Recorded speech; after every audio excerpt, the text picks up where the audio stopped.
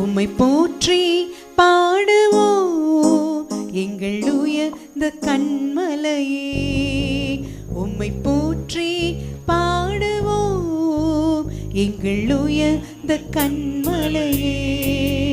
பெருவெள்ளம் மதிலை மோதி பெருங்காற்றும் அடிக்கையில், பெருவெள்ளம் மதிலை மோதி பெருங்காற்றும் அடிக்கையில், எங்கள் புகழிடமே எங்கள் தஞ்சமே பெருங்கன்மலையின் நிழலே. எங்கள் புகழிடமே எங்கள் தஞ்சமே பெருங்கன்மலையின் நிழலே. உம்மை போற்றி பாடுவோம் எங்கள் உயர்ந்த கன்மலையே. உம்மை போற்றி பாடுவோம் எங்கள் உயர்ந்த கன்மலையே. செங்கடலும் பிளந்து போகும், யுத்த சேனையும் அமிழ்ந்திடும். செங்கடலும் பிளந்து போகும், யுத்த சேனையும் அமிழ்ந்திடும். எங்கள் பராக்கிரமமே எங்கள் வேலெனும் நீரே, ஜெயமெடுப்போம் உம்மாலே. எங்கள் பராக்கிரமமே எங்கள் வேலெனும் நீரே, ஜெயமெடுப்போம் உம்மாலே. உம்மை போற்றி பாடுவோம் எங்கள் உயர்ந்த கன்மலையே. உம்மை போற்றி பாடுவோம் எங்கள் உயர்ந்த கன்மலையே. எம்மை உயர்ந்த ஸ்தானங்கள் மேல் வைத்து வைத்ததும் நீரல்லவோ. எம்மை உயர்ந்த ஸ்தானங்கள் மேல் வைத்து வைத்ததும் நீரல்லவோ. கன்மலை தேனும் வடியும் என்னையும் தருபவர் நீரல்லவோ. கன்மலை தேனும் வடியும் என்னையும் தருவதும் நீரல்லவோ. உம்மை போற்றி பாடுவோம் எங்கள் உயர்ந்த கன்மலையே. உம்மை போற்றி பாடுவோம் எங்கள் உயர்ந்த கன்மலையே. பெருவெள்ளம் மதிலை மோதி பெருங்காற்றும் அடிக்கையில், பெருவெள்ளம் மதிலை மோதி பெருங்காற்றும் அடிக்கையில், எங்கள் புகழிடமே எங்கள் தஞ்சமே பெருங்கன்மலையின் நிழலே. எங்கள் புகழிடமே எங்கள் தஞ்சமே பெருங்கன்மலையின் நிழலே. உம்மை போற்றி பாடுவோம் எங்கள் உயர்ந்த கன்மலையே. உம்மை போற்றி பாடுவோம் எங்கள் உயர்ந்த கன்மலையே. என்னை உண்டாக்கிய என் தேவாதி தேவன் அவர் தூங்குவதும் இல்லை உறங்குவதும் இல்லை. என்னை உண்டாக்கிய என் தேவாதி தேவன் அவர் தூங்குவதும் இல்லை உறங்குவதும் இல்லை. என் மேல் அவர் கண்ணை வைத்து ஆலோசனை சொல்லுவான், சத்தியத்தின் பாதையிலே நித்தமும் நடத்துவான். என் மேல் அவர் கண்ணை வைத்து ஆலோசனை சொல்லுவான், சத்தியத்தின் பாதையிலே நித்தமும் நடத்துவான். பரிசுத்த ஆவியால் உள்ளத்தை நிரப்புவான், பரிசுத்த ஆவியால் உள்ளத்தை நிரப்புவான். பரிசுத்தர் பரிசுத்தர் அவர் பெயரே. என்னை உண்டாக்கிய என் தேவாதி தேவன் அவர் தூங்குவதும் இல்லை உறங்குவதும் இல்லை. என்னை உண்டாக்கிய என் தேவாதி தேவன் அவர் தூங்குவதும் இல்லை உறங்குவதும் இல்லை. பலவீன நாட்களிலே பலன் தந்து தாங்குவான், பலவீன சோதனையில்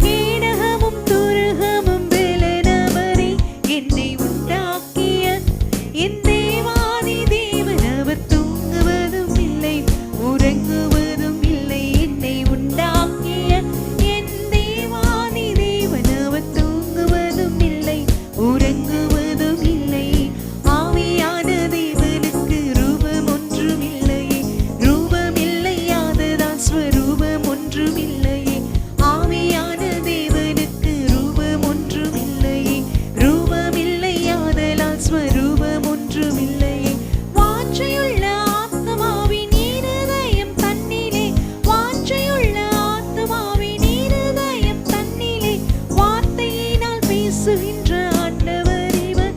என்னை உண்டாக்கிய என் தேவாதி தேவன் அவர் தூங்குவதும் இல்லை.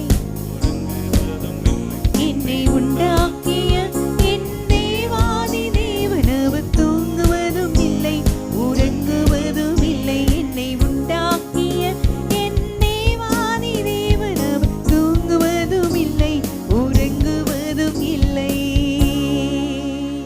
ஆமாண்டவரே, சகல புகழ்ச்சிக்கும் கீர்த்திகளுக்கும் நாம காரணர் நீர் ஒருவர் மாத்திரமே ஆண்டவரே.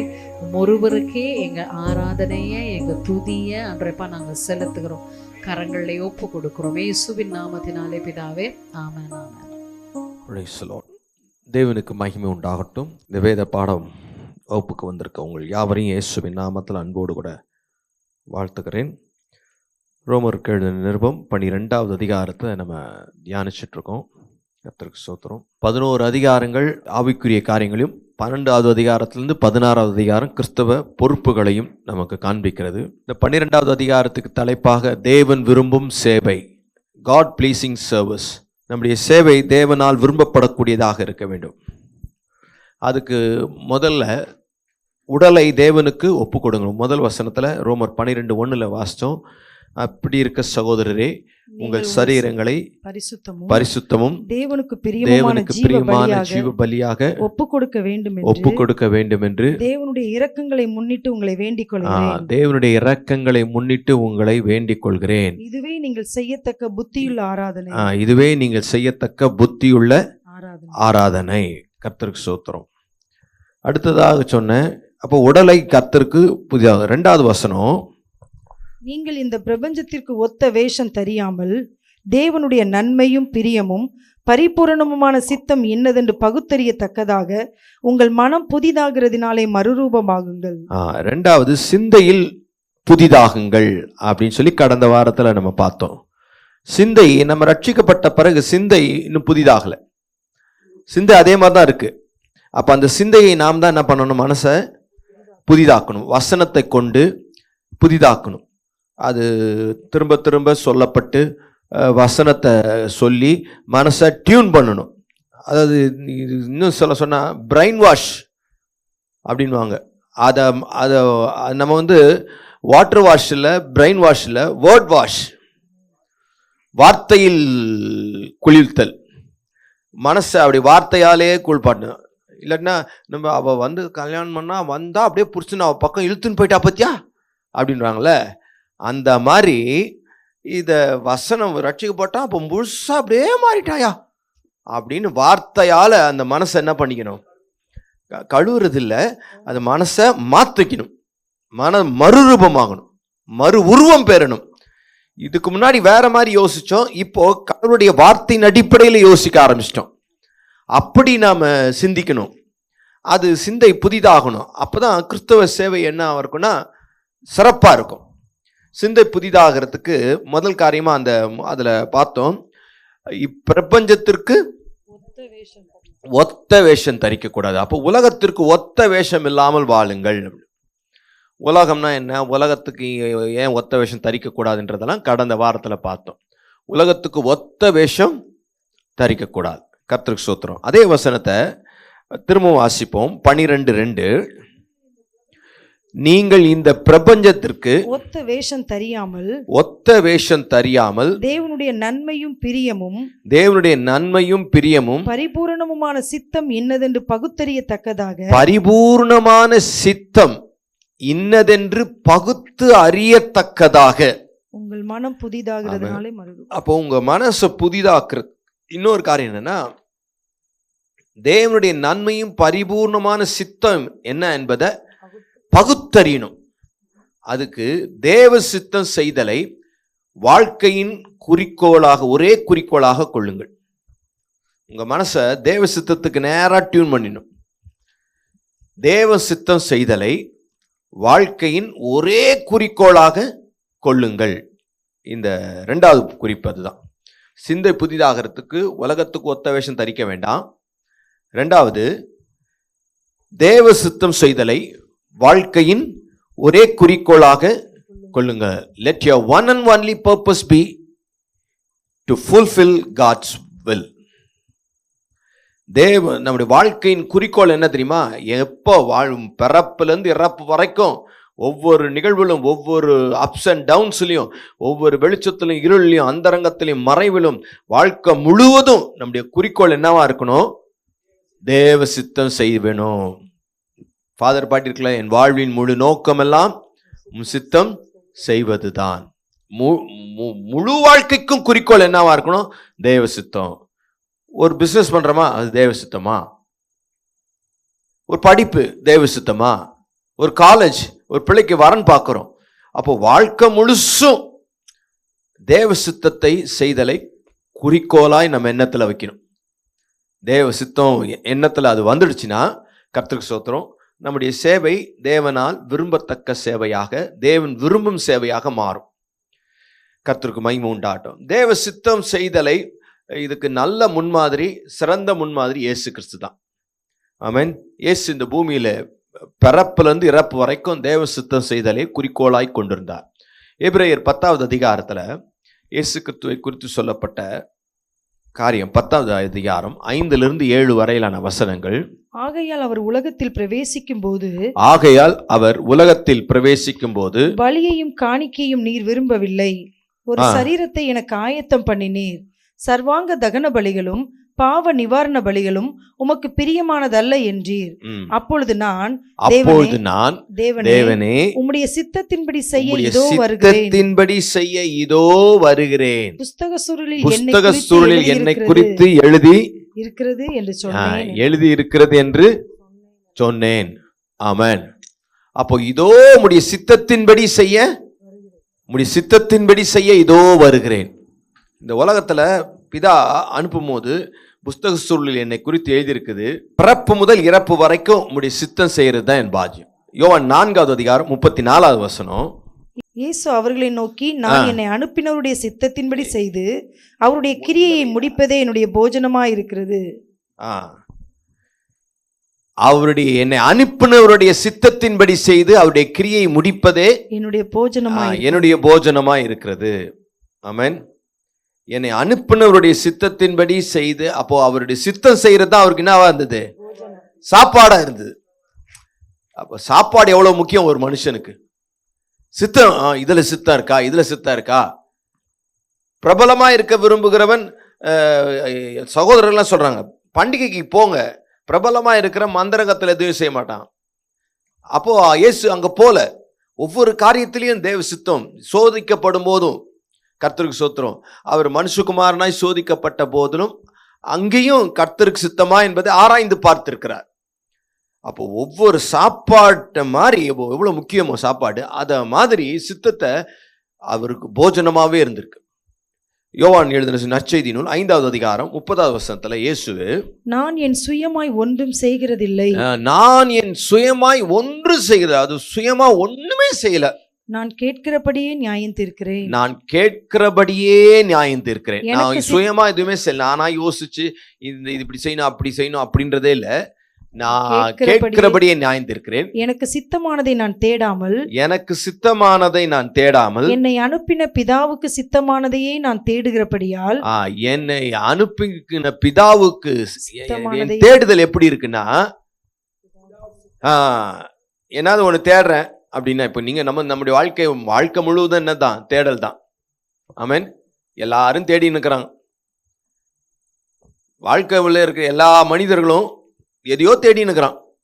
கர்த்தருக்கு வேலையை தேடுறான், ப்ரமோஷனை தேடுறான், அடுத்தது இன்க்ரிமெண்ட்டை தேடுறான், அல்லது வீடை தேடுறான், கணவனை தேடுறான், மாப்பிள்ளையை தேடுறான், பொண்ணை தேடுறான், பிஸ்னஸ் தேடுறான், யார் கடன் கொடுப்பான்னு தேடுறான், கடன் கொடுத்தவனு தேடி நிற்கிறான், கடன் வாங்கினவனு தேடி நிற்கிறான். அப்போ ரட்சிக்கப்படணும்னு தேடுறான், ஆன்மீகத்தில் வளரணும்னு தேடுறான், ஃபேமஸ் ஆகணும், எதையோ தேடுதல் நிறைந்த உலகம் இது. அப்போ இயேசுவின் தேடுதல் எதன் அடிப்படையில் இருந்ததுன்னா, சித்தத்தின், இது பிதாவுக்கு பிடிக்குமா, இது பிதாவுக்கு சித்தமா, இது பிதாவுக்கு சித்தமா அப்படின்றது அடிப்படையில் தான் இருந்தார். ஆமென். என் சுயமா நான் ஒன்றும் செய்யல, நானா இஷ்டப்பட்டதை செய்யல, என்னை அனுப்பின பிதா அவருக்கு சித்தமானதை நான் தேடுறேன் அப்படின்றார். ஆமென். கர்த்தருக்கு ஸ்தோத்திரம். 12 அப்போஸ்தலர்களை தெரிந்து கொண்டாரு. எப்படி தெரிந்து கொண்டார்?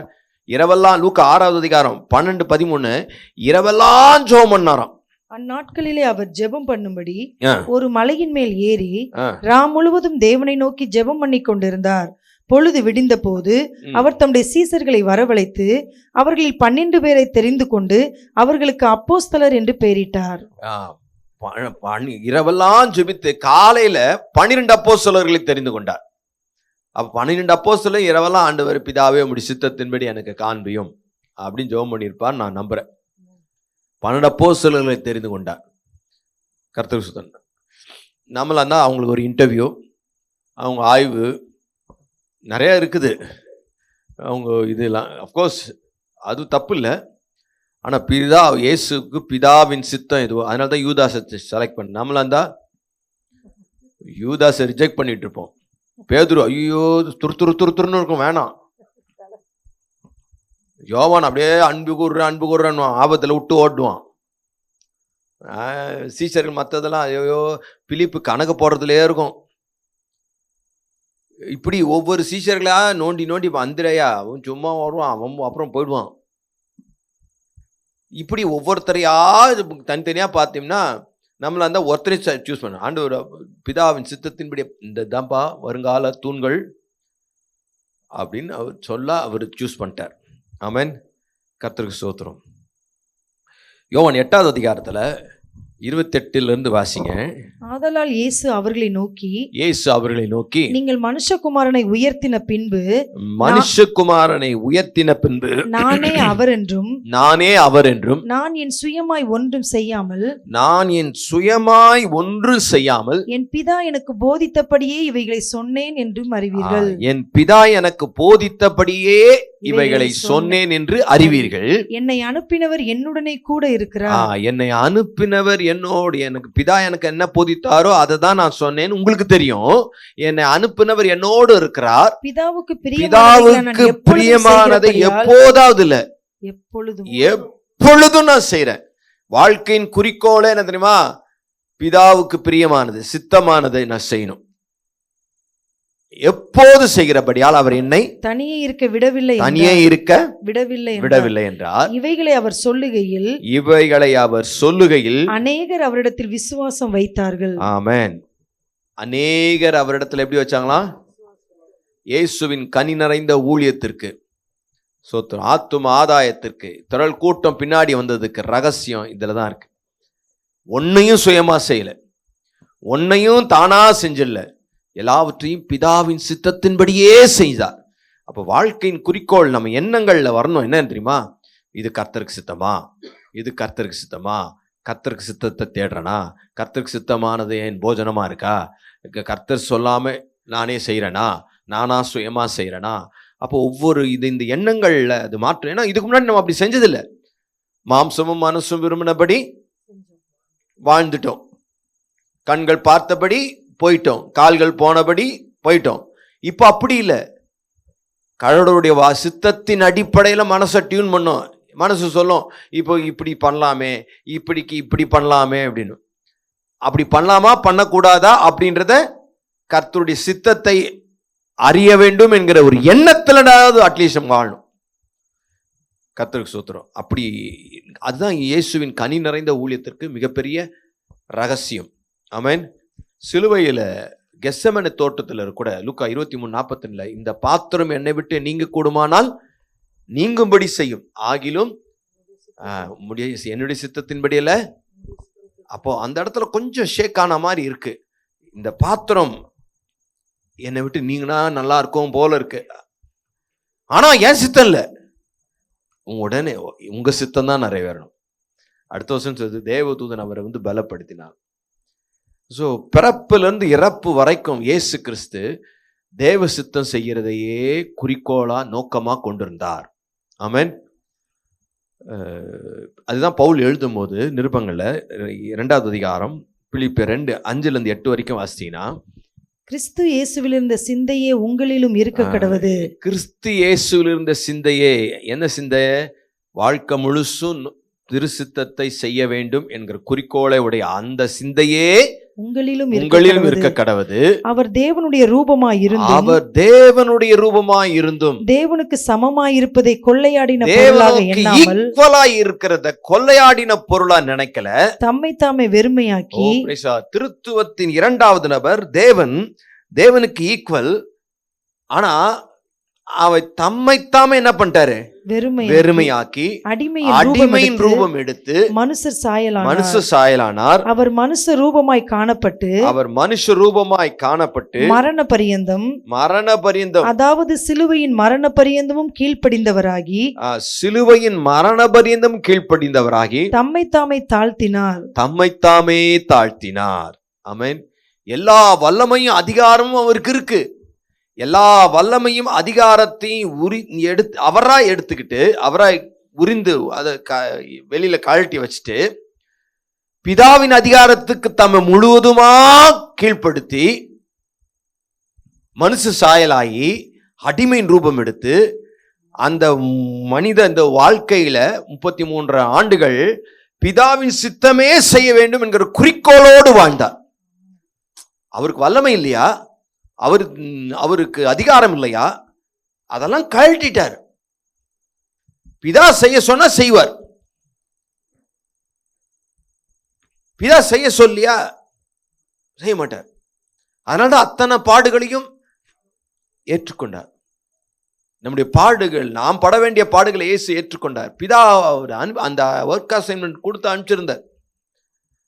அப்போ வாழ்க்கை முழுசுதும் திருத்துவத்தின் இரண்டாவது நபர் சர்வ வல்லமையுள்ள கர்த்தர் அதிகாரம் வல்லமை எல்லாவற்றையும் கழட்டிட்டு மனிதனாக வெறுமையாக்கி தேவனுடைய முழுமையான ஆளுகைக்கும் தன் சொல்லாலும் செயலாலும் சிந்தனையாலும் பிதாவின் சித்தம் செய்ய வேண்டும் என்கிற குறிக்கோளோடு கூட வாழ்ந்து நமக்கு முன்மாதிரியை காண்பிச்சுட்டு போயிருக்கார். ஆமென். நாம என்ன நினைக்கிறோம்? நமக்கு வல்லமை இருக்குது, பணம் இருக்குது, திறமை இருக்கு, ஞானம் இருக்கு, மற்றதெல்லாம் இருக்குதுன்னா நம்ம என்ன பண்ணுவோம்? இப்போ ஒரு வீடு கட்டணும், சரியா? உங்களுக்கு ஒரு வீடு கட்டணும், ஒரு வீடு வாங்கணும்னு ஆசைப்படுறீங்க. ஆமென். வீடு வாங்குறது நல்லதா கெட்டதா? நல்லது தான். ஓகே, நல்லது தான். வீடு வாங்கணும். நீங்கள் அதுக்கு என்ன பண்ணுறீங்க? உங்ககிட்ட பணமும் இருக்குது. இங்கே சிட்டிக்குள்ளே வாங்கணுன்றீங்க. உங்கள் அங்கங்கே எங்கெங்கோ சின்ன சின்னதாக லேண்ட் வச்சுருக்கீங்க. அதெல்லாம் விற்று சிட்டிக்குள்ளே ஒரு இதை வாங்கணும்னு ஆசைப்படுறீங்க, சரியா? உங்ககிட்ட அது காசு தாராளமாகவே இருக்குது. எத்தனை பேர் வாங்குவீங்க? எத்தனை பேர் வீடு கட்டுவீங்க? எல்லாரும் வாங்குவோம். நீங்கள் வாங்குவீங்களான்னா நீங்கள் பதில் சொல்லுங்கள். நான் வாங்குவேன் அப்படின்னு பதில் சொல்லுங்கள். வாங்குவீங்களா? ஏன்னா இருக்கு. ஆமென். பார்த்தீங்களா? ஏன் வாங்குனீங்க? வாங்குறேன்றீங்க. அப்போ வல்லமை, உங்களுக்கு பண வல்லமை இருக்குது, அதனால தன்னிச்சையாக செஞ்சிருவீங்க. பிதாவே நான் வாங்கலாமா அப்படின்னு கேட்பேன் சொல்றீங்களா யாராவது? அதுதான் திமிருன்றோம். இந்த திமிர் இல்லாம தான் இயேசு வாழ்ந்தாருன்னு நான் சொல்றேன். நான் சொல்றது புரிஞ்சுச்சா? இப்படி சொன்னாதான் புரியுன்றதுக்காக இப்படி சொல்றேன் இந்த வார்த்தைய. அதான் இருக்குது, வாழ்ந்துட்ட. இல்லைன்னா என்ன பண்ணுவேன்? வந்து உக்காந்து நிப்பிய, அப்பா அப்பா அப்பான்விய.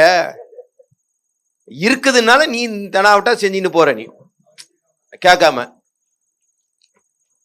அப்போ எவ்வளவு தன்னிச்சையா எனக்கு இருக்கு, எனக்கு திறமை இருக்கு, எனக்கு தாளந்து இருக்கு, எனக்கு முடியும், எல்லாம் முடியும் அவரால, இயேசுவால.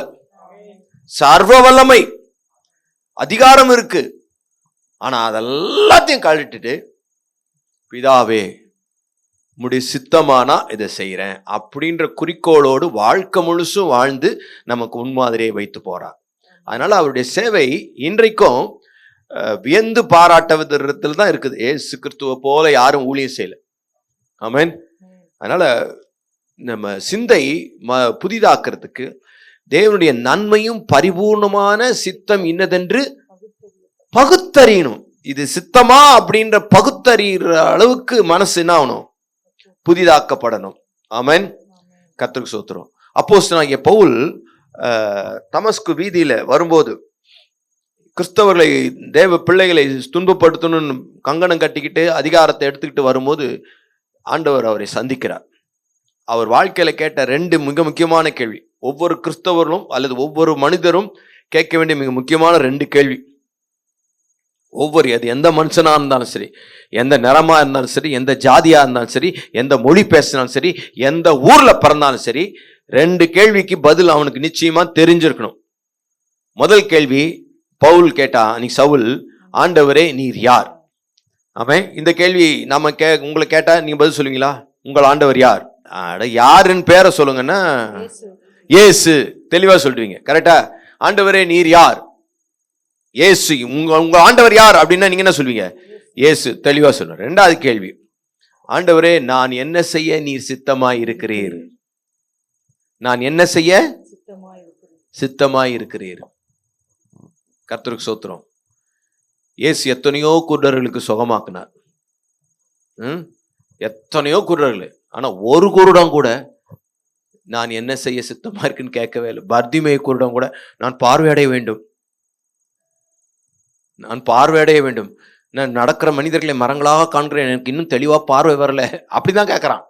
ஆனா சவுல் என்கிற ஒரு மனிதன் மட்டும் நான் பார்வை அடைய வேண்டும் என்று கேட்கல, நான் என்ன செய்ய நீ சித்தமாய் இருக்கிறீர், அதை சொல்லுங்க. அதனால்தான் பவுல் ரொம்ப உயரத்தை தொட்டார். சோத்திரம். பவுலுடைய உயரம் ரொம்ப உயரமா இருந்தது. நம்முடைய வாழ்க்கையில இந்த 2 கேள்விக்கு, முதல் கேள்விக்கு எல்லாருக்கும் பதில் தெரியுது. 2வது கேள்விக்கு கேட்கவே இல்லை, சிலர் கேட்கணுன்ற அறிவே இல்லை. அடுத்தது கேட்டேன் தெரில அப்படின்ற மாதிரி இருக்கு. ஆனால் ரொம்ப முக்கியமான கேள்வி இதெல்லாம். ஆமென். கர்த்தருக்கு ஸ்தோத்திரம். ஸோ அதனால தேவ சித்தம், வாழ்க்கை முழுவதும் தேவ சித்தம் செய்யறதே குறிக்கோளாய் எண்ணத்தில் கொள்ளுங்க. ஆமென். ஏன் வாழ்க்கை முழுவதும் தேவ சித்தம் செய்யணும் அப்படின்ற ஒரு கேள்வி எழும்பும். ஆமென்.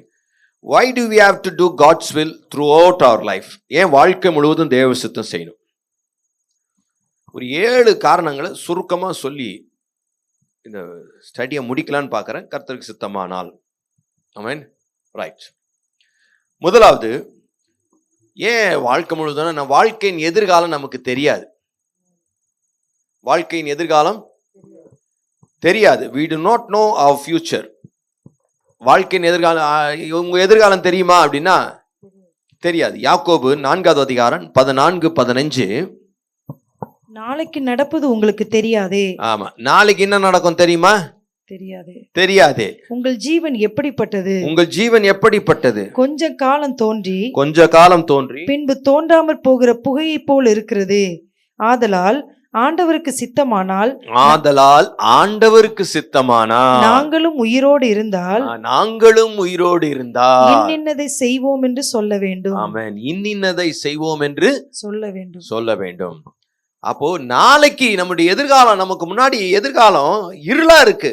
என்ன செய்யணும்னு தெரியாது, என்ன இருக்குதுன்னு தெரியாது. ஆனா சிறப்பா இருக்குன்னு தெரியும், ஆனா என்ன இருக்குதுன்னு தெரியாது. ரைட்? நம்முடைய எதிர்காலம் சிறப்பா இருக்கும், நம்ம நம்புறோம்.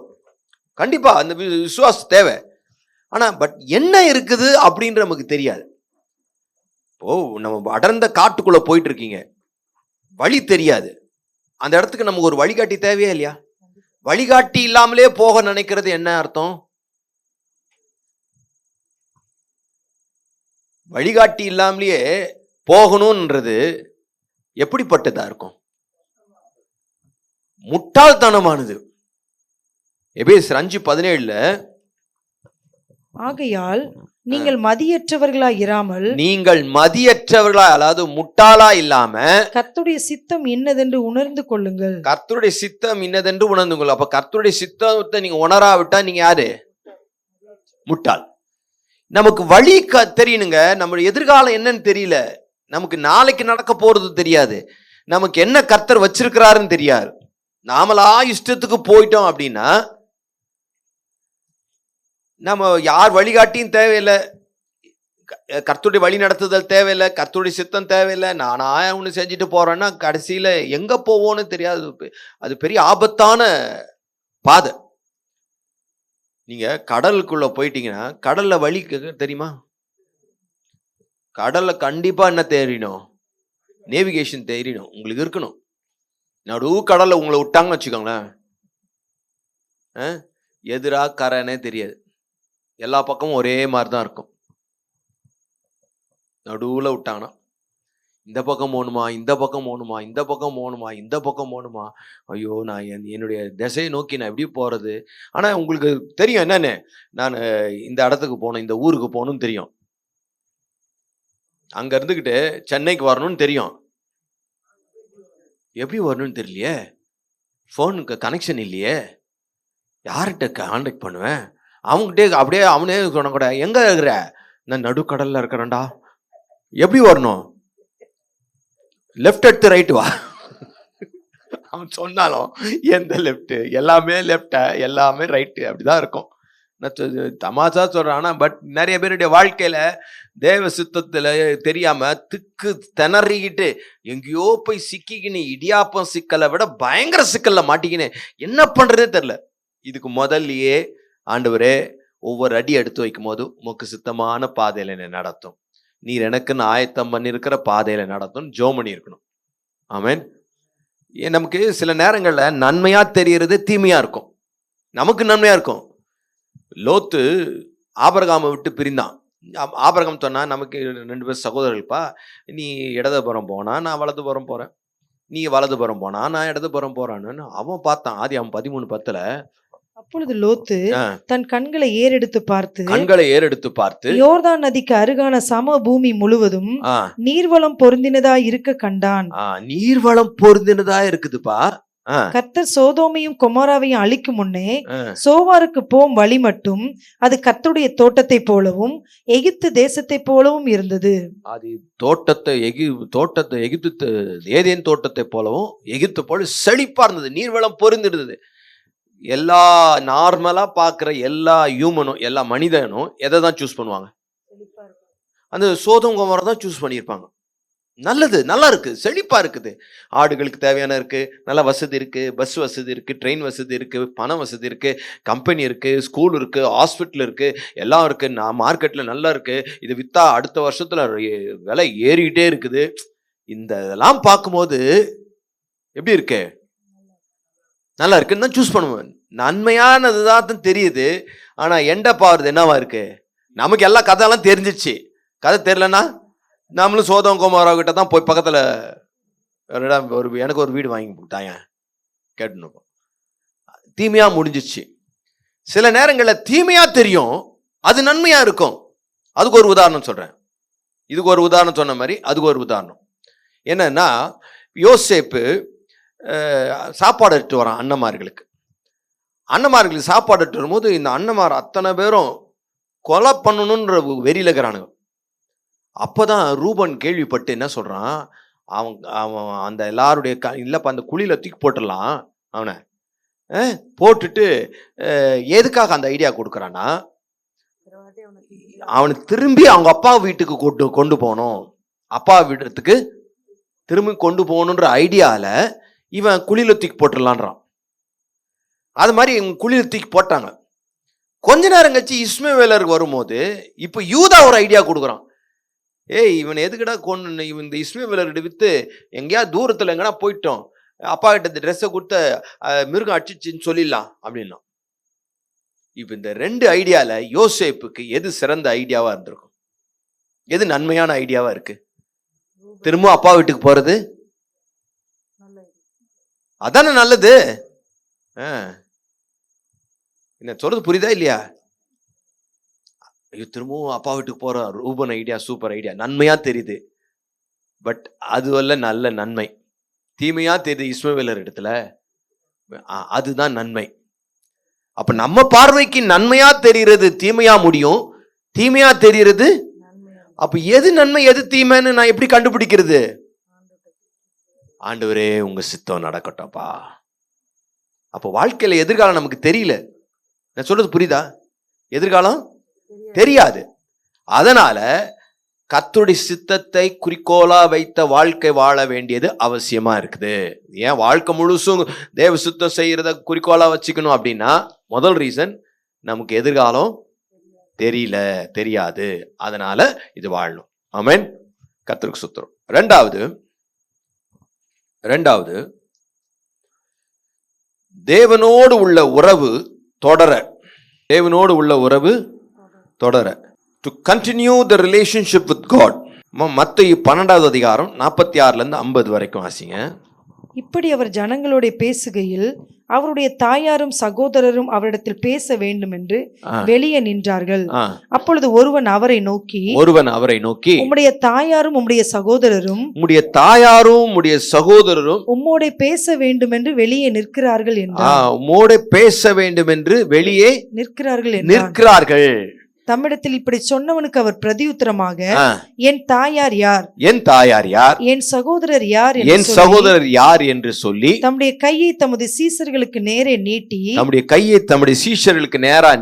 இதோ என் தாயும் என் சகோதரரும்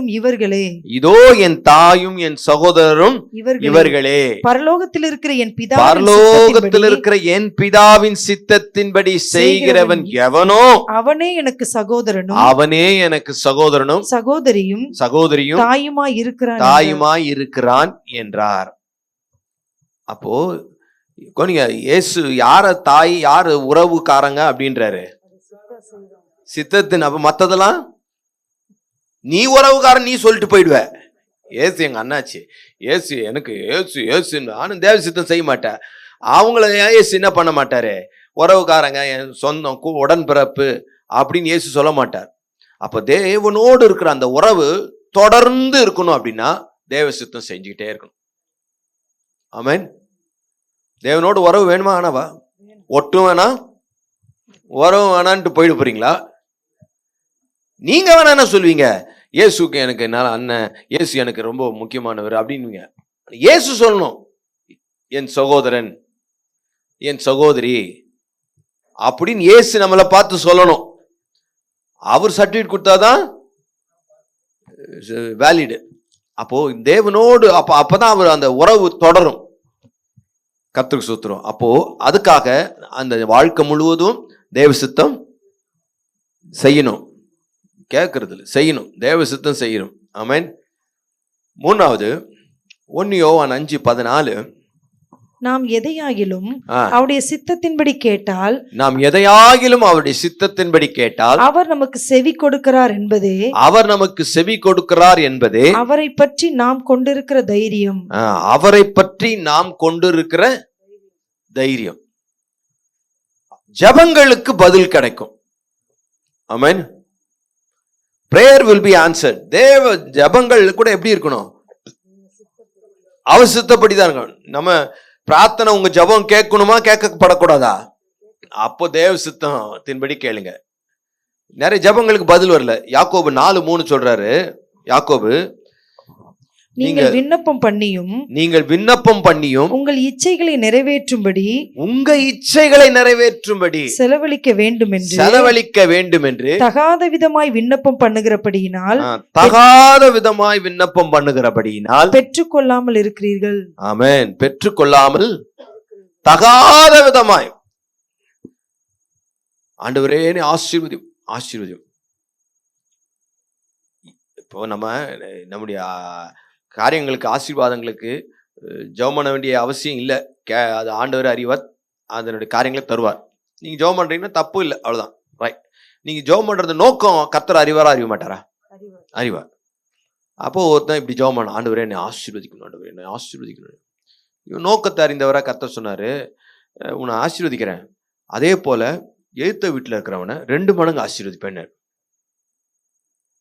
உன்னை விட 2 மடங்குன்னு உனக்கு அப்படியே கலங்கிடுச்சு. இப்போ நீ என்ன ஆசீர்வாதம் கேட்குறியோ 2 மடங்கு தரும். உடனே அவன் சொன்னான், என் ஒரு கண்ணு போயிட்டு ஆண்டவரே, ஒரு கண்ணு. சரி, அப்படியே ஆக கடவுதுன்னு கண்ணு போயிடுச்சு. அடுத்த நாள் காலையில ஒரு கண்ணோட வந்து பார்க்கறான். அவன் 2 கண்ணோட வந்துன்னுக்கிறான். இன்னும் ஆண்டவரே, அவனுக்கு ஒண்ணுமே நீங்க எடுக்கலன்னு. டேய் தம்பி, உனக்கு ஒரு கண்ணு கொடுத்துருக்குறேன், அவனுக்கு 2 கண்ணு கொடுத்துருக்கேன். நீ ஒரு கண்ணுல பாக்குற, அவன் 2 கண்ணுல பாக்குறான். தகாத விதமாய் அவளையே கொல்ல வேண்டும். உன்னை கொல்லணும் முதல்ல. எனக்கு இதுதான் வேணும். தகாத விதமான விண்ணப்பம், இச்சை நிறைவேற்றும்படி எனக்கு இப்படிதான் வேணும், இப்படிதான் அடம் பிடிக்கிறீங்க தெரியுமா? அந்த ஜபங்களுக்கெல்லாம் விண்ணப்பத்துக்கு பதில். இயேசு ஒரு முறை சமாரியாவுக்கு போயிருக்கும்போது அந்த ஜனங்கள் இயேசுவை ஏற்றுக்கொள்ளல. உடனே சீஷர்களுக்கு கோபம் வந்துருச்சு. அன்பின் சீஷன் கோபம் வந்துருச்சு. ஆண்டவரே, எலியா வானத்திலிருந்து அக்கினி இறக்கி அழிக்க எத்தது போல வானத்திலிருந்து அக்கினி இறக்க உமக்கு சித்தமான்னு கேட்டானுங்க. அது ஒண்ணு தப்பிச்சுது. லூக்கா 9வது அதிகாரத்துல வாசிக்கிறோம். கேட்டாங்க. அப்போ ஆண்டவர் சொன்னாரு, நீங்கள் இன்ன ஆவி உடையவர்கள் என்பதை அறியீர்களா? என்று அதட்டி அதட்டினார். இன்ன மனுஷகுமாரன் அழிக்கிறதுக்கல்ல, ரட்சிக்கிறதுக்கே வந்தார். ஆமென். கர்த்தருக்கு ஸ்தோத்திரம். மனுஷகுமாரன் அழிக்கிறதுக்கல்ல, ரட்சிக்கிறதுக்கே வந்தார். கர்த்தருக்கு என்ன சொல்ல தகா. அப்ப நம்முடைய ஜெபங்களுக்கு பதில் வரணும் அப்படின்னா தேவ சித்தம் செய்யறதையே வாழ்க்கையின் குறிக்கோளா வச்சுக்கோங்க. நம்ம ஜெபமும் அப்ப அதன் அடிப்படையில இருந்ததுன்னா கேட்கப்படும். ஆமென். கர்த்தருக்கு ஸ்தோத்திரம். 4வது யோவான் 7:17 அவருடைய சித்தத்தின்படி செய்ய மனதுள்ளவன் எவனோ, அவருடைய சித்தத்தின்படி செய்ய மனது உள்ளவன் எவனோ, அவன் இந்த உபதேசம் தேவனால் உண்டாயிருக்கிறதோ நான் சுயமாய் பேசுகிறேனோ என்று அறிந்து கொள்ளுவான். நான் சுயமாய் பேசுகிறேனோ என்று அறிந்து கொள்வான். கர்த்தருக்கு ஸ்தோத்திரம். அவனுக்கு கூடுதலாக வெளிப்படுத்தப்படும். இட் வில் பி ரிவீல்ட் மோர். இன்னும் அதிகமா தேவ சித்தம் செய்ய மனசு உள்ளவனுக்கு தான் கர்த்தர் வெளிப்படுத்துவார். ஆமென். உனக்கு மனசே இல்ல, செய்யலைன்னா உனக்கு எதுக்கு வெளிப்படுத்தணும்? உள்ளவனவனோ மத்தேயு 13:12 வாசிக்கிறோம். உள்ளவனவனோ அவனுக்கு கொடுக்கப்படும். பரிபூர்ணமான உள்ளவன் எவனோனா தேவ சித்தம் செய்கிறவன் எவனோ அவனுக்கு இன்னும் கூட கொடுக்கப்படும். பரிபூர்ணம் அடைவான். இல்லாதவனிடத்திலிருந்து உள்ளதும் எடுத்துக்கொள்ளும். உள்ளதும் போயிடும். அப்போ வேதத்தின் ரகசியங்கள், தேவனுடைய திட்டங்கள், தேவனுடைய வழிமுறைகள் இதெல்லாம் யாருக்கு கொடுக்கப்படும் அப்படின்னா, அதையே குறிக்கோளா வச்சு வாழ்க்கை நடத்திட்டு இருக்காங்க தெரியுமா, அவங்களுக்கு அது வெளிப்படுத்தப்படும். தேவ சித்தம் செய்வதே வாழ்க்கையின் குறிக்கோளாக கொண்டிருக்கிறவங்களுக்கு கூடுதலாக இன்னும் காரியங்கள் நகர்த்தப்படும். அடுத்த படிக்கு தெரியும், அடுத்த வழி தெரியும். நீங்க ஏற்கனவே அரியர் வச்சிருந்தீங்கன்னா அதை முதல்ல கிளியர் பண்ணிட்டு வா, அப்புறமா இதை பார்க்கலாம். அப்போ நம்முடைய வாழ்க்கையில நீங்க நம்ம வெளிப்படுத்துற ஒவ்வொரு காரியங்களுக்கும் செய்ய மனசு செஞ்சுக்கிட்டே இருக்கும் போது இன்னும் கூடுதல சிக்னல் கிடைச்சிட்டே இருக்கும். ஆபிரகாம் தான் போகிற இடம் இன்னதென்று அறியாமல் புறப்பட்டு போனான். சொல்லிட்டாரு, போனான். எப்படிங்க போக முடியும்? அவன் போ அப்படின்னாரு. போ அப்படின்னா வீட்டை விட்டு கிளம்பி போயிட்டான். போயிட்டே இருக்கும்போது டைரக்ஷன் கிடைக்கும். இப்போ சென்னையிலேருந்து ட்ரெயின் போகுதுன்னா எல்லா சிக்னலும் கிளியர் ஆன பிறகு சென்னையிலேருந்து போகாது. எக்மோர்ல சிக்னல் கிளியர் ஆயிடுச்சா கிளம்பிடும். போக போக போக கிளியர் ஆகிட்டே போகும். மொத்த சிக்னலும் எனக்கு கிளியர் பண்ணி கொடுங்க, நான் போறேன்னா நீ போறது இல்லை, அது கிளியர் ஆக போறதும் இல்லை. அதனால யாருக்கு வெளிப்படுத்தப்படும்னா செய்யாம கீழ்ப்படுகிறவங்களுக்கு. தேவ சித்தம் செய்யணுன்ற மனசு குறிக்கோளா வச்சிருந்தீங்கன்னா உங்களுக்கு காரியங்கள் ஆங்காங்கே வெளிப்படும். கத்துக்கு கேட்டேன், பதிலே வரல, ஒண்ணுமே தெரியலன்னா ஏற்கனவே நிறைய காரியங்கள் அரியரை வச்சு அது பெண்டிங்கா இருக்குது. அதனால அதுலயே உனக்கு இது இருக்கு, அதை முதல்ல கிளியர் பண்ணிட்டு வா. ஆமென்.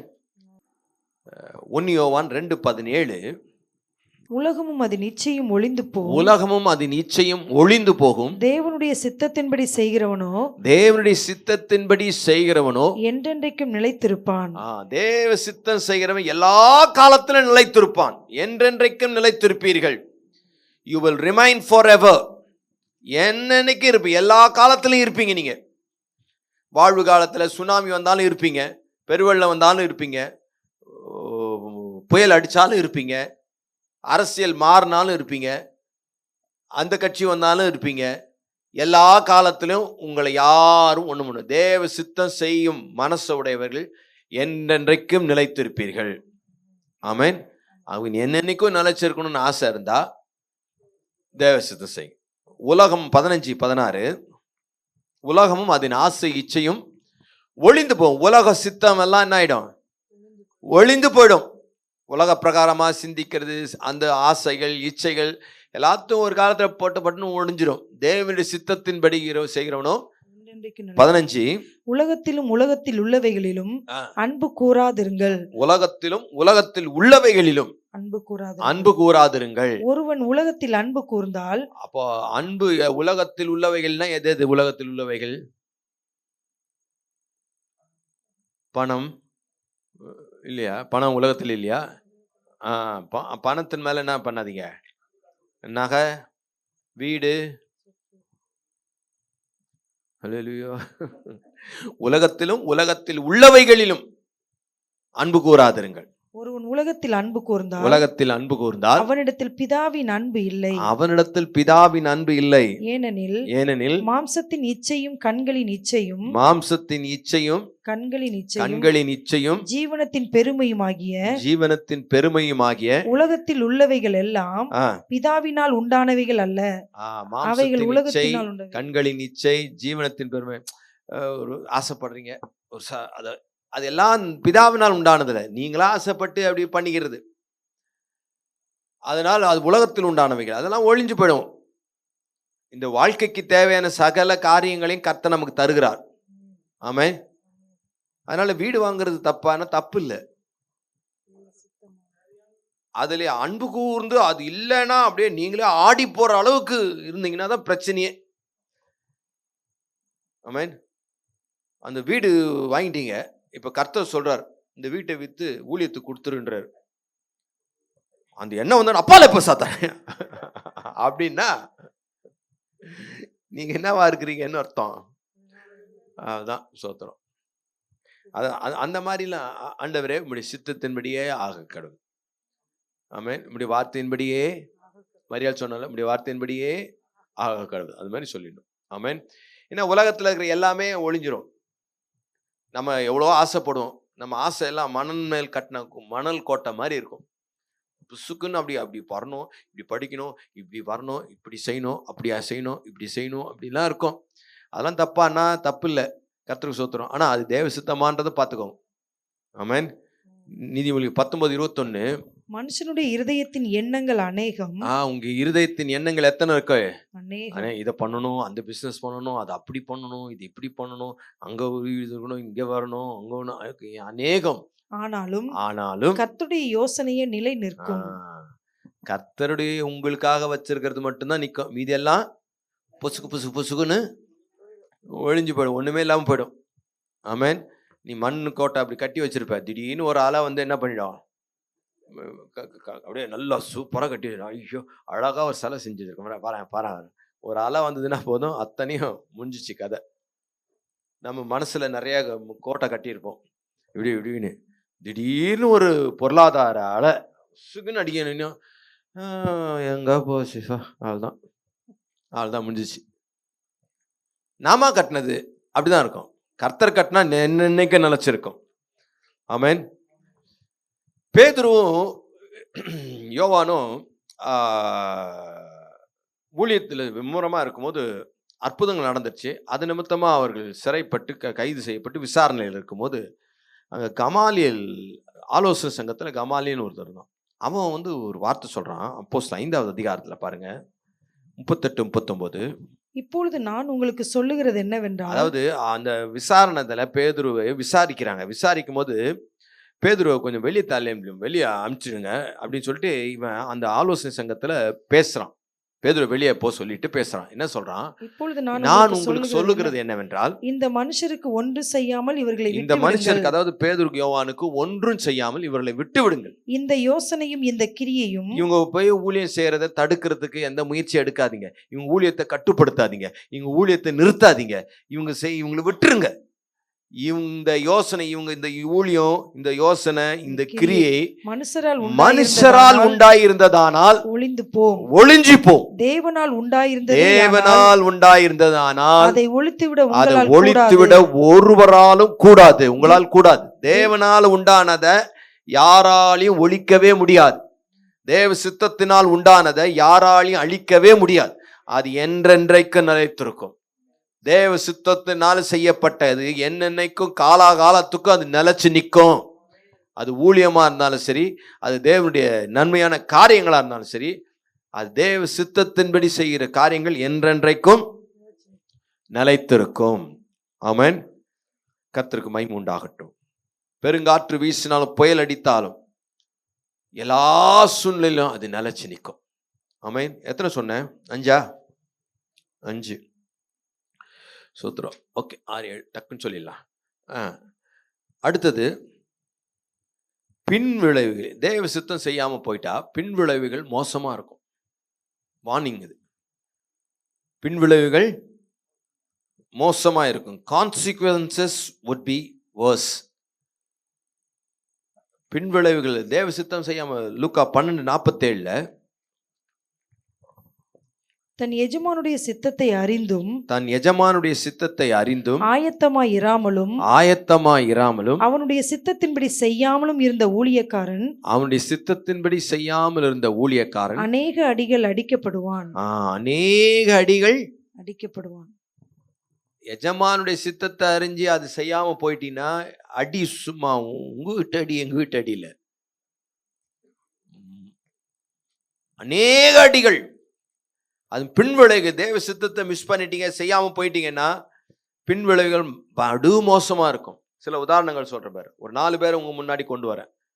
கர்த்தருக்கு வேகமா சொல்லிட்டு வரேன். முதலாவது யோனா கர்த்தர் எங்க போக சொன்னாரு? யோனா புஸ்தகத்தின் முதல் அதிகாரம் 1 10 வரைக்கும் இருக்கு வசனங்கள். வாசிக்க முடியுமான்னு தெரியல, டைம் ஆயிடும்னு நினைக்கிறேன். யோனா எங்க அனுப்பியிருந்தாரு? நினிவேவுக்கு போக சொன்னார். இவன் எங்க போயிட்டான்? கர்த்தர் 2வது வசனம், நீ எழுந்து மகா நகரமாகிய நினிவேக்கு போய் அதற்கு விரோதமாய் பிரசங்கி அவருடைய அக்கிரமம் என் சமூகத்தில்.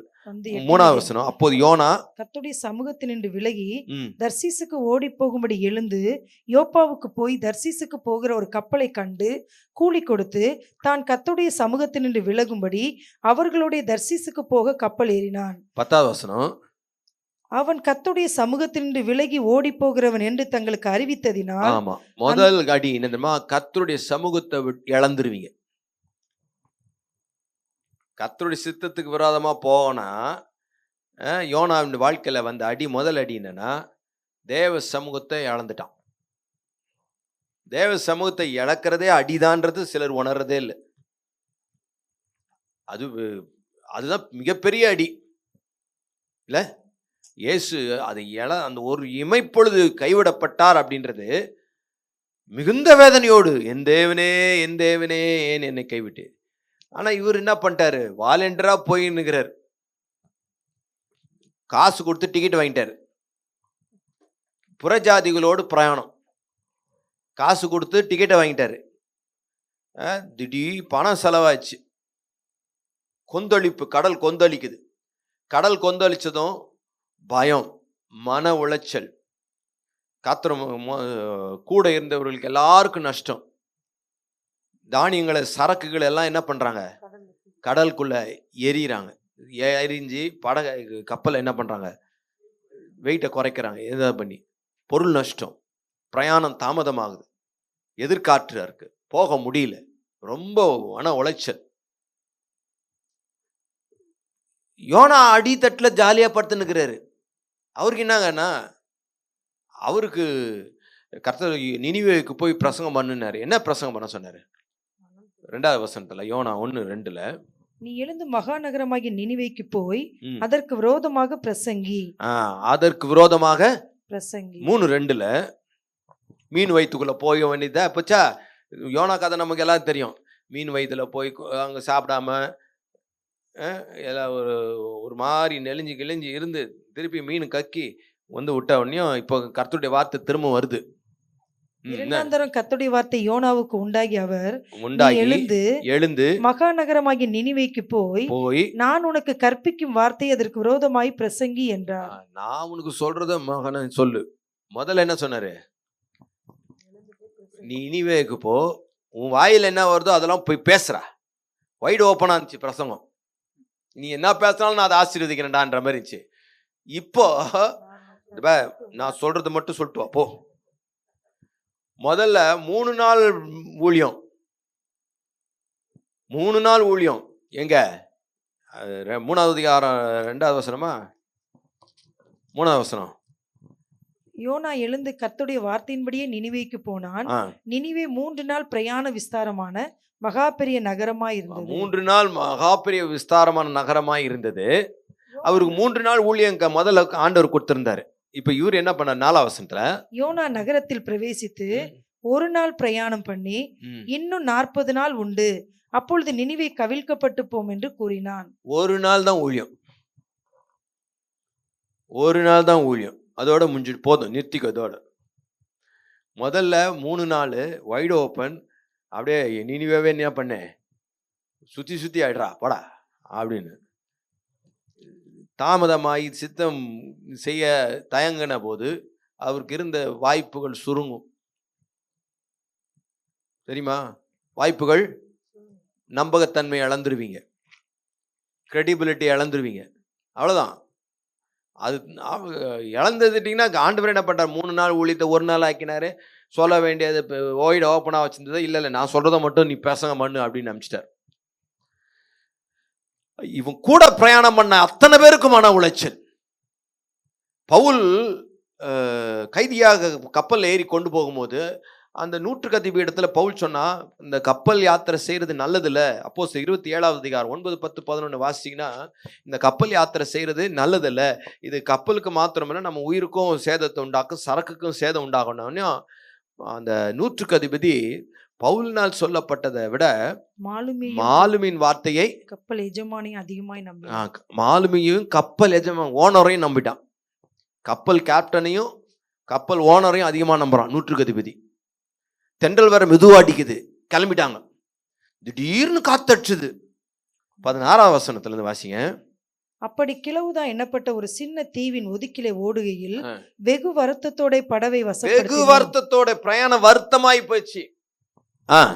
அதை அவர்கள் தூக்கி எடுத்த பின்பு பல உபாயங்கள் செய்து கப்பலை சுற்றி கட்டி சொரிமணிலே விழுவோம் என்று பயந்து பயம் வந்துடுச்சு. பாய்களை இறக்கி விதமாய் கொண்டு போகப்பட்டார்கள். மேலும் பெருங்காற்று மலையில் நாங்கள் மிகவும் அடிபட்டபடியினால் மறுநாளில் சில சரக்குகளை கடலில் எறிந்தார்கள். அங்கேயும் சரக்குகளை கடல்ல பொருள் நஷ்டம்.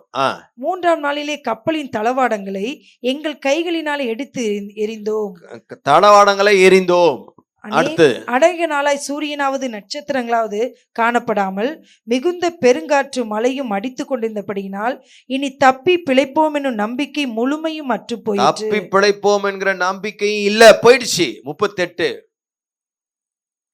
திருப்தியாக புசித்த பின்பு அவர்கள் கோதுமையை கடலிலே எரிந்து கப்பலை லகுவாக்கினார்கள். கோதுமையை எரிந்தாங்க, தளவாடங்களை எரிந்தாங்க, தானியங்களை எரிந்தாங்க, எல்லாம் எரிந்தாங்க. பயணம் தாமதமாயிடுச்சு, கப்பல் உடஞ்சி போச்சு. அடுத்தது கட்டையை பிடிச்சிட்டு கரை சேர்ந்தாங்க. பயணமாக குறித்தன. அப்போ கர்த்தருடைய சித்தத்துக்கு விரோதமா செயல்படும் போது அநேக அடிகள், பிரயாணம் தாமதமாகும், வீண் செலவாகும், கிரயம், பொருள் நஷ்டம் உண்டாகும், மன உளைச்சல் உண்டாகும், வலி உண்டாகும், வேதனை உண்டாகும். எத்தனையோ காரியங்களை பார்த்துட்டோம். நம்ம விசேஷமா முக்கியமான டிசிஷன் எடுக்கும்போது இதுல தவறும் அதாவது நமக்கு தெரியும் தவறுறாங்கன்னு தெரியும். அவங்க போய் அப்படியே கல்யாணத்தை முடிப்பாங்க. அது 1 வருஷம் 1.5 வருஷம் தான் வாழ்ந்துருக்கும். அதுக்கப்புறம் திருப்பி வந்துடும். அங்கேயே அனுப்ப முடியாம, இன்னொரு கல்யாணம் பண்ண முடியாம, கையில ஒண்ணு பையில ஒண்ணுன்னு வச்சுன்னு விடும். என்ன பண்றது? வாழ்ந்துதான் ஆகணும். அப்போ அங்க கர்த்தருடைய சித்தம். இப்போ வாழ்க்கை முழுசும் விரயம் ஆயிடுச்சா, வீணாயிடுச்சா? அப்போ தேவ சித்தம் அப்படின்றத மிஸ் பண்ணா அநேக அடிகள் இருக்கு. அதனாலதான் வாழ்க்கை முழுசும் நம்ம தேவ சித்தம் செய்யறவங்களா இருக்கணும். ஆமென். ஆபிரகாம் எகிப்துக்கு போனான். பெத்தேலை விட்டு எகிப்துக்கு போனான். எகிப்துக்கு போனதுனால என்னாச்சு? பொய் சொல்ல வேண்டியதாகி போச்சு. மனைவிய சகோதரின்ட்டான். ஆகார் அங்கதான் கிடைச்சது. ஆகார் கிடைச்சது மாத்திரமில்ல, அந்த எகிப்து தேசத்தை லோத்துக்கும் காமிச்சு குத்துட்டான். லோத்து டிசிஷன் எடுக்க வேண்டிய சூழ்நிலையில அவன் எகிப்தை போல இருந்தது சோதோம் குமாரா பார்த்தேன். அவனுக்கு அந்த ஆசையை ஏற்படுத்தினது இந்த ஆபிரகாம் தான். எவ்வளவு நஷ்டம் பாருங்க. ஆமென். தேவையில்லாத உறவுகள் உள்ள வருது. ஆகார் எப்படி உள்ள வந்தா? நீ எகிப்துக்கு போனதுனால தானே உள்ள வந்தா. அநேக அடிகள் இருக்கு. ஆதியாகமம் 11ஆம் அதிகாரத்துல பாபேல் கோபுரம் எல்லாம் ஒன்னா இருந்து கட்டி உயர கோபுரத்தை கட்டுவோம்னாங்க, எல்லாம் இருந்தது. ஆனா கடைசியில அதை கட்ட முடியாம போயிடுச்சு.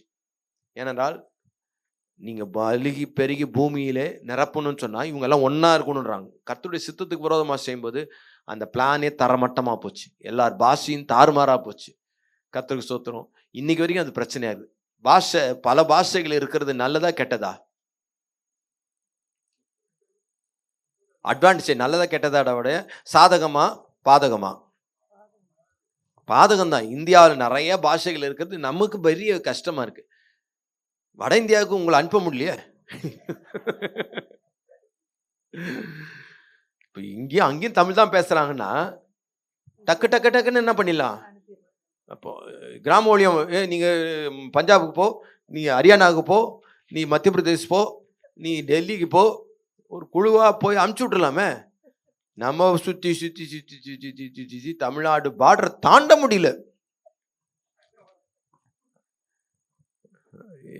அதுக்கு மேல தாண்ட முடியல. என்ன சொல்ல வரேன், பாஷை ஒரே பாஷையா இருந்தா எவ்வளவு நல்லா இருந்திருக்குல்ல. அன்னைக்கு பாஷை பிரிஞ்சது. உலகத்துல எத்தனை பாஷை.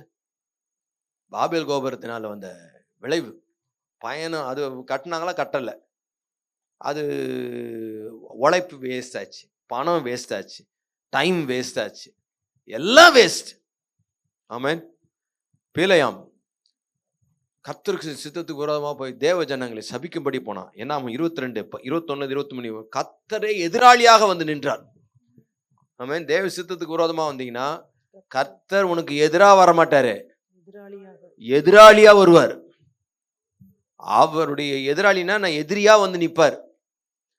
கர்த்தரே எதிரி ஆயிட்டார்னா நீ செத்த.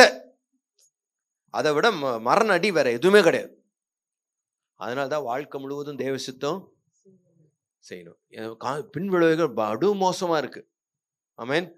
கர்த்தருக்கு ஸ்தோத்திரம். அதனால நம்ம கர்த்தருடைய சித்தத்தை செய்வோம். ஆமென். 7வதாக கடைசியாக மத்தேயு 7வது அதிகாரம் 21வது வசனம். பரலோகத்தில் இருக்கிற என் பிதாவின் சித்தத்தின்படி செய்கிறவனே பரலோக ராஜ்யத்தில் பிரவேசிப்பானே அல்லாமல் என்னை நோக்கி கர்த்தாவே கர்த்தாவே என்று சொல்லுகிறவன், என்னை நோக்கி கர்த்தாவே கர்த்தாவே என்று சொல்லுகிறவன் அதில் பிரவேசிப்பதில்லை.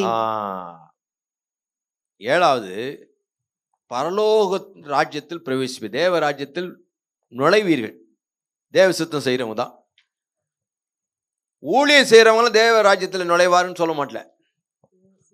அற்புதம் செஞ்சவங்களாம் நுழைவாங்கன்னு சொல்லல. பிசாசுகளை துரத்துகிறோமே, தீர்க்க தரிசனம் சொன்னவே, நீ தேவ சித்தம் செய்யலப்பா, வேண்டாம், நின்னுக்கோ, நுழைய முடியாது. அப்போ தேவ ராஜ்யம் நுழைவீர்கள். You will enter God's kingdom. தேவ ராஜ்யத்திற்குள் பிரவேசிப்பீர்கள். அதுக்காக தேவ சித்தம் செய்யும். ஆமென்.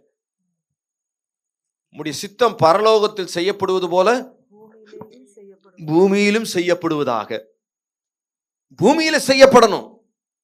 பரலோகத்துல தேவ சித்தம் செய்த கூட்டம் தான் அங்க இருக்கிறாங்க. அது இங்க பிராக்டிஸ் பண்ணு. இங்க நீ நான் ஊழியம் செஞ்ச ஆண்டவரே, நான் அற்புதம் செஞ்ச ஆண்டவரே, தீர்க்க தரிசனம் சொன்ன ஆண்டவரே, எனக்கு நிறைய பேரை தெரியும் ஆண்டவரே, நான் உலகமெங்கும் சுத்தின ஆண்டவரே, நான் அங்கெல்லாம் போன ஆண்டவரே, நான் இதெல்லாம் கட்டின ஆண்டவரே. எப்பா தேவ சித்தம் செய்கிறவங்களுடைய இடம் தான் இது. எது? பரலோகம். அதனால்தான் வாழ்க்கை முழுவதும் தேவ சித்தம் செய்கிறவர்கள் குறிக்கோளா வைத்துக் கொள்ளுங்கள். மத்த 21வது அதிகாரம் 28 31 வரைக்கும் வாசிங்கன்னா ஆண்டவர் ஒரு ஓமை சொல்றார். ஆயினும் உங்களுக்கு எப்படி தோன்றுகிறது? ஆகிலும் உங்களுக்கு எப்படி தோன்றுகிறது? ஒரு மனுஷனுக்கு 2 குமாரர் இருந்தார்கள். ஒரு மனுஷனுக்கு 2 குமாரர் இருந்தார்கள். மூத்தவனிடத்தில் அவன் வந்து மகனே, நீ போய் இன்றைக்கு என் திராட்சை தோட்டத்தில் வேலை செய் என்றான். மகனே, இன்னைக்கு நீ போய் இன்றைக்கு என் திராட்சை தோட்டத்தில் என்ன பண்ணு? வேலை செய் என்றான். அதற்கு அவன் மாட்டேன் என்றான். ஆகிலும் பின்பு அவன் மனஸ்தாபப்பட்டு போனான். இளையவனிடத்திலும் அவன் வந்து அப்படியே சொன்னான். அதற்கு அவன் போகிறேன் ஐயா என்று சொல்லியும் போகவில்லை. கதை தெரியுதுல. 2 பேர் மூத்தவன்கிட்ட சொன்னாரு திராட்சை தோட்டத்துக்கு. அவன் என்ன பண்ணான்? போமாட்டேன்னா அப்புறம் மனஸ்தாபப்பட்டு போயிட்டான். இவன் போமாட்டானேன்னு சொல்லிட்டு சின்னவங்கிட்ட சொன்னாரு. அவன் என்ன சொன்னான்? போகிறேன் ஐயான்ட்டு போகல. அப்போ கேள்வி கேட்கிறார் ஆண்டவர் 31 இவ்விருவரில் இவ்விருவரில் எவன் தகப்பனுடைய தகப்பனுடைய சித்தத்தின்படி சித்தத்தின்படி செய்தவன் செய்தவன் என்று கேட்டார். அதற்கு இத 2 பேர்ல யார்ப்பா தகப்பனுடைய சித்தத்தின்படி செய்தது அப்படின்னா அதற்கு அவர்கள் மூத்தவன் மூத்தவன் தான் தான் என்றார். என்றார். நாம சொல்றபடி அவங்களும் சொன்னா மூத்தவன் தான். அப்பொழுது இயேசு அப்போது அவர்களை இயேசு அவர்களை நோக்கி, நோக்கி ஆயக்காரரும் வேசிகளும் ஆயக்காரரும் வேசிகளும் உங்களுக்கு முன்னே தேவனுடைய ராஜ்யத்தில் பிரவேசிக்கிறார்கள் என்று கவனிங்க, மெய்யாகவே தேவ உங்களுக்கு ராஜ்யத்துக்குள்ள யார் பிரவேசிக்கிறா? ஆயக்காரரும் வேசிகளும் உங்களுக்கு முன்ன. அதாவது பரிசேயர்ட்ட சொல்றான், நீ பைபிள் படிச்சிருக்கிற வேத பாரகர், உனக்கு பைபிள் நிறைய தெரியுது, ஆனா அவன் ஆயக்காரன் வேசி, அவன் உனக்கு முன்னாடி உள்ள நுழையிறான், அவன் தேவ சித்தத்தை செய்யறான். இந்த ஓமையை சொல்லிட்டு ஆண்டவர் இதுதான் சொல்றாரு, என்னன்னு, உனக்கு முன்னாடி வேசிகளும் ஆயக்காரரும் தேவராஜ்யத்தில் நுழையிறாங்க.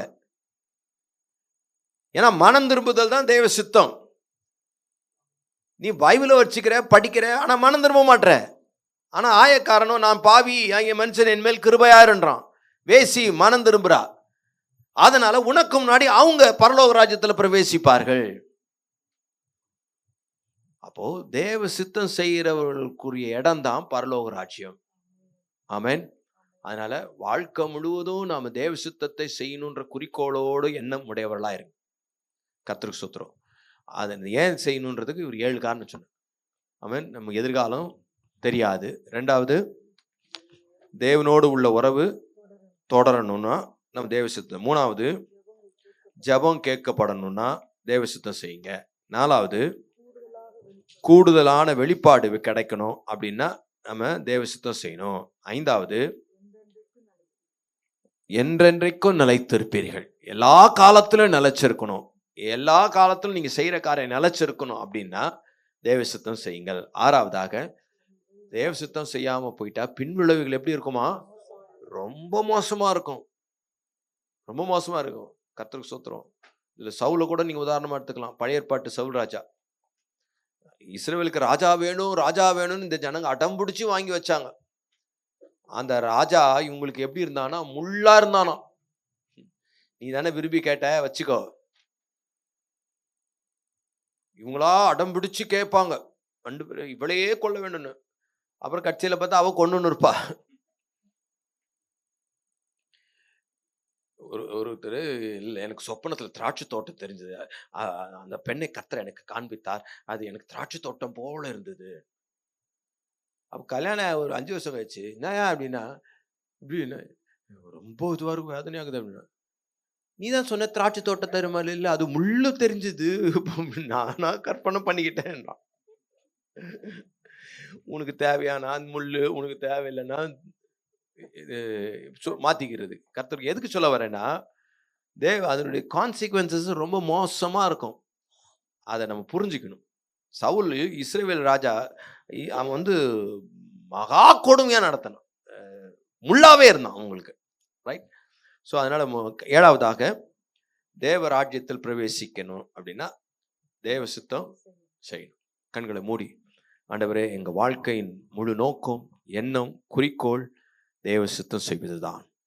எங்களுடைய ஒவ்வொரு சாய்ஸ்லையும், ஒவ்வொரு தெரிந்தெடுப்பிலையும் தேவ சித்தம் செய்வதுதான். கண்களை மூடி ஒப்பு கொடுப்போமா? ஆண்டவரே, எங்கள் தெரிந்தெடுப்பு தேவ சித்தத்தின் அடிப்படையில் இருக்கட்டும். எங்கள் தேடுதல் தேவ சித்தத்தின் அடிப்படையில் இருக்கட்டும். எங்கள் முயற்சி தேவ சித்தத்தின் அடிப்படையில் இருக்கட்டும். ஆண்டவரே, நாங்கள் எதை செய்தாலும் பிதாவுக்கு பிரியமானதையே செய்ய எங்களுக்கு உதவி செய்யுங்கப்பா. எங்கள் இயேசுவை எங்களுக்கு நல்ல ஒரு முன்மாதிரியாய் காண்பித்தீர். அவர் அதிகாரத்தையும் வல்லமையும் உரிந்து ஆண்டவரே எல்லாவற்றையும் கழற்றி விட்டு பிதாவுக்கு பிரியமானதையே செய்யும்படி 100க்கு 100 சொல்லாலும் செயலாலும் சிந்தனையினாலும் பிதாவுக்கு சித்தமானதையே செய்ய வேண்டும் என்ற குறிக்கோளோடு வாழ்ந்து எங்களுக்கு முன்மாதிரி காண்பித்த அந்த காரியங்களை எல்லாம் ஒப்பு கொடுக்கிறோம். நாங்களும் அப்படியே வாழ எங்களை ஒப்பு கொடுக்கிறோம்ப்பா. எங்களுடைய எல்லா வாழ்க்கையின் எல்லா சூழ்நிலையிலும், எல்லா காலங்களிலும், உயர்வு தாழ்வு, ஆண்டவரே, வெளிச்சம் இருள், அந்தரங்கம் மறைவு, மற்ற எல்லா காலங்களிலும் சூழ்நிலையிலும் அதையே நாங்கள் தெரிவு செய்ய கர்த்தர் எங்களுக்கு கிருபை தரும்படியாக ஜெபிக்கிறோம். காத்துக்கொள்ளும், ஆசீர்வதித்தார். எங்கள் மனம் புதிதாகட்டும்.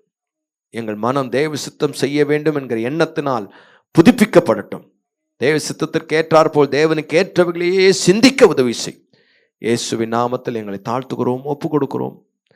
எங்கள் தேவ சித்தம் செய்வதையே எங்கள் போஜனமாக, ஆண்டவரே விருப்பமாக, வாஞ்சையாக, வாழ்க்கையாக ஆண்டவரே எங்களை வைத்துக்கொள்ள எங்களுக்கு கிருபை தரும்படி நாங்கள் வேண்டுகிறோம். காத்துக்களும் ஆசீர்வதி. எல்லா துதி உமக்கு செலுத்துகிறோம். இயேசுவின் நாமத்தில் ஜெபிக்கிறோம் நல்ல பிதாவே. ஆமென், ஆமென். God bless you. கர்த்தர் உங்களை ஆசீர்வதிப்பாராக.